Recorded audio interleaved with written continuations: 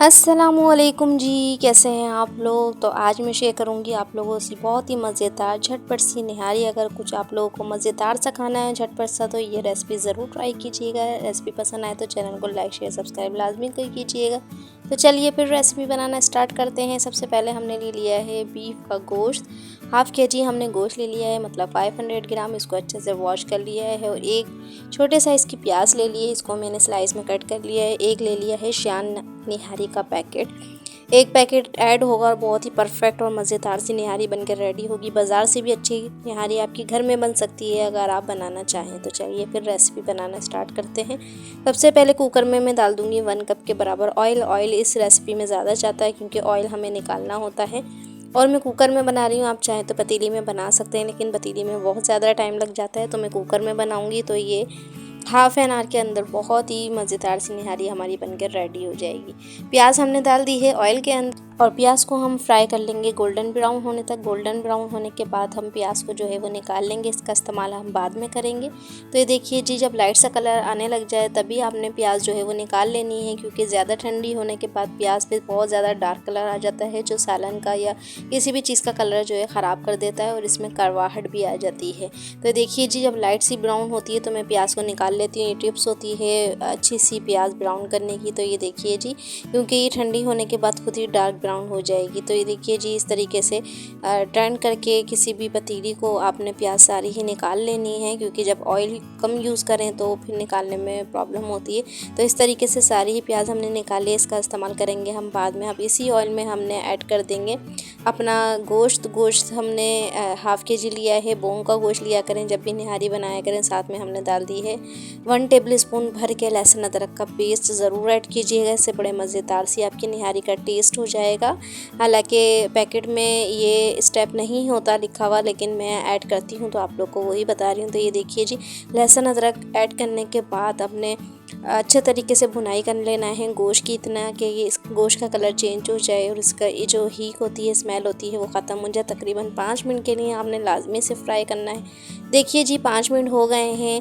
Oil जो है ये देखिए बबल आने स्टार्ट हो गए हैं, अच्छे से फ्राई हो चुका है हमारा मीट। इसमें से हीक भी ख़त्म हो चुकी है। अब इसके अंदर हम ऐड कर देंगे निहारी का पैकेट। एक पैकेट आपने पूरा ही ऐड करना है और साथ में हम डाल देंगे कुछ स्पाइसेस, जिसमें हम ऐड करेंगे 1 टीस्पून के बराबर रेड चिली पाउडर। अगर आप चटपटी सी निहारी खाना चाहते हैं तो रेड चिली पाउडर ज़रूर ऐड कीजिएगा, क्योंकि इससे बड़े मज़ेदार सा टेस्ट हो जाएगा। टेस्ट जो है वो बैलेंस हो जाएगा, वरना फीकी फीकी सी निहारी लगेगी।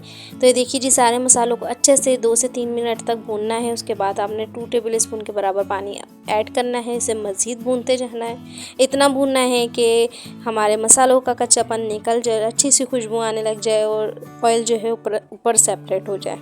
तकरीबन 5 से 8 मिनट लाजमी भूनना है। इस स्टेज पे ही निहारी के गोश्त को और मसालों को भूना जाता है। बाकी इसकी बुनाई जितनी अच्छी करेंगे आप, इतने मज़ेदार सी आपकी निहारी बनेगी इस स्टेज पे। अब हमने 8 से 10 कप के बराबर पानी ऐड कर दिया है, या जितना आप पानी रखना चाहें उतना ऐड कर सकते हैं। इसे अच्छे से मिक्सिंग करेंगे हम और इसे लो फ्लेम पे रख देंगे तकरीबन आधे घंटे के लिए। विसल चलने के बाद तकरीबन कुकर में आधे घंटे में बिल्कुल परफेक्ट निहारी बनकर रेडी हो जाएगी, बल्कि गोश्त बहुत अच्छे से गल जाएगा। बड़े पीसेस लेना चाहते हैं तब भी आपके आधे घंटे में आराम से कुक हो जाएंगे। जब तक हमारी निहारी रेडी हो रही है, तब तक हम दूसरा स्टेप देख लेते हैं। जो हमने प्याज निकाली थी, इसको हम रख लेंगे साइड में।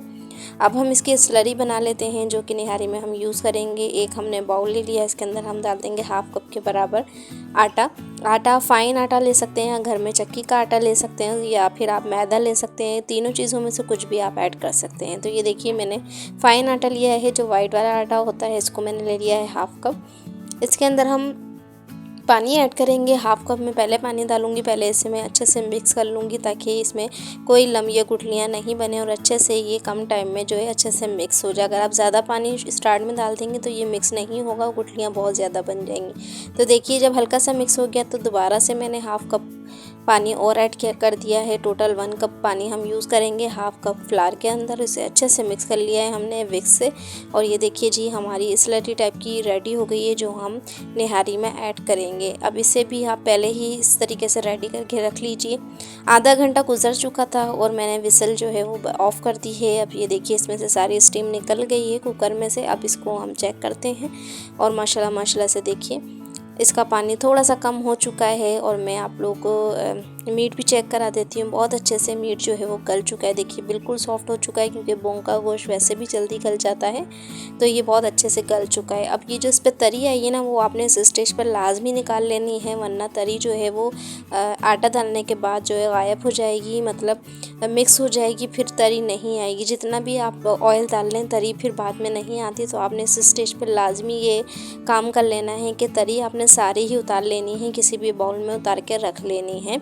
जिस तरीके से बाज़ार वाले करते हैं, उनकी भी तरी आप देखेंगे कि साइड में रखी होती है और बोटियां भी रखी होती हैं, क्योंकि वो भी टूट जाती हैं। आप चाहें तो गोश्त भी निकाल सकते हैं, अगर हड्डियां डाली हैं तो वो डिस्कार्ड कर सकते हैं आप। वैसे हड्डियों का इसमें ज़्यादा मज़ेदार सा टेस्ट आता है। तो ये देखिए जी, अब हम आहिस्ता आहिस्ता करके जो हमने स्लरी बना के रखी थी आटे की, ये हम ऐड करते जाएंगे और इसे हल्के हाथ से मिक्सिंग करते जाएंगे। और जितनी आपने थिकनेस रखनी है ग्रेवी की उतनी आप रख सकते हैं। मैंने थोड़ी स्लरी बचा ली थी और इसमें ऐड कर दिया था थोड़ा सा हाफ कप के बराबर पानी, क्योंकि मुझे ग्रेवी जो है बहुत ज़्यादा गाढ़ी लग रही थी। तो आप अपने हिसाब से रख सकते हैं, पतला या गाढ़ा आप जैसे आप पसंद करते हैं। और इसे देखिए हाई फ्लेम पे मैंने रख दिया था तकरीबन 15 मिनट के लिए आपने रखना है, ताकि जो हमने आटा डाला है उसका कच्चापन निकल जाए और अच्छे से आटा जो है वो कुक हो जाए। तो 15 मिनट के बाद इसकी शक्ल देखिए इस तरीके से निकल कर आ जाएगी। आटा जो है वो अच्छे से कुक हो जाएगा, इसका कच्चापन बिल्कुल से निकल जाएगा और मज़ेदार सा टेस्ट आ जाएगा। आप इस स्टेज पे आपने जो ये प्याज फ्राई करके रखी थी वो ऐड करनी है और इसे दोबारा से मिक्सिंग करना है और बिल्कुल लो फ्लेम पे आपने 10 मिनट के लिए इसी तरीके से पकाना है, लो फ्लेम करके ढक के, ताकि जो ये प्याज का फ्लेवर है वो बहुत अच्छे से आ जाए। तो ये देखिए जी 10 मिनट हमने पकाने के बाद इसकी लुक देखिए बड़ी शानदार सी हो गई है और हमारी मज़ेदार सी होममेड निहारी बनकर रेडी है। बाज़ार से भी अच्छी बन के रेडी होती है, कम टाइम में आपकी मज़ेदार सी निहारी बन जाएगी। सारे स्टेप को इसी तरीके से फॉलो कीजिएगा। रेसिपी पसंद आए तो चैनल को लाइक शेयर सब्सक्राइब लाजमी कीजिएगा। इसी तरीके से बना के ट्राई कीजिएगा। आप लोग को बहुत मज़ेदार सी निहारी की रेसिपी मिली है, बनाएँ तो फीडबैक भी लाजमी दीजिएगा। तो ये देखिए जी प्लेटर में हम निकाल लेंगे। ऊपर से हमने जो ये तरी निकाली वो ऐड करेंगे और ऊपर से हम ऐड कर देंगे धनिया पुदीना लेमन के साथ हम इसे सर्व करेंगे। बहुत ज़्यादा मज़ेदार सी लगती है। आप तंदूर की रोटी के साथ सर्व कीजिए, किसी भी इवेंट में या दावत पर भी आप बना सकते हैं। ये ऐसी रेसिपी है कि बच्चों बड़ों सभी को पसंद आती है। Thank you for watching my video. कि जी अल्लाह हाफिज़। फिर मिलेंगे मज़ेदार सी न्यू सी रेसिपी के साथ।